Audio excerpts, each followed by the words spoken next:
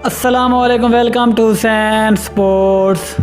Asia Cup 2022 का बड़ा मुकाबला, भारत के खिलाफ पाकिस्तान की प्लेइंग 11 में 3 नई तब्दीलियां। भारतीय टीम के खिलाफ इस बड़े मैच में पाकिस्तान की प्लेइंग 11 में 3 नए खिलाड़ियों को खिलाने का फैसला।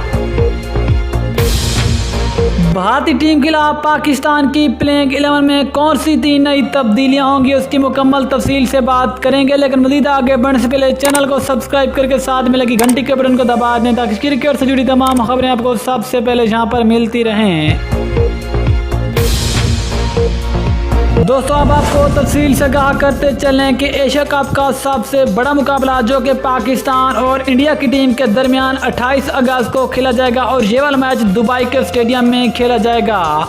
लेकिन इस बड़े मैच में भारतीय टीम के खिलाफ पाकिस्तान की प्लेइंग 11 में 3 नई तब्दीलियां होने जा रही हैं और ये 3 ऐसे खिलाड़ी जो कि पहली दफ़ा भारतीय टीम के खिलाफ मैदान में उतरेंगे।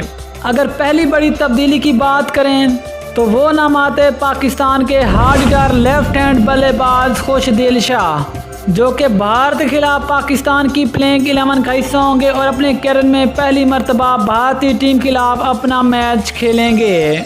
अगर दूसरी बड़ी तब्दीली की बात करें तो वो नाम आते पाकिस्तान के स्पिन ऑलराउंडर मोहम्मद नवाज भी इस बड़े मैच में पाकिस्तान की प्लेइंग 11 का हिस्सा होंगे और भारतीय टीम के खिलाफ पहली मर्तबा मैच खेलेंगे।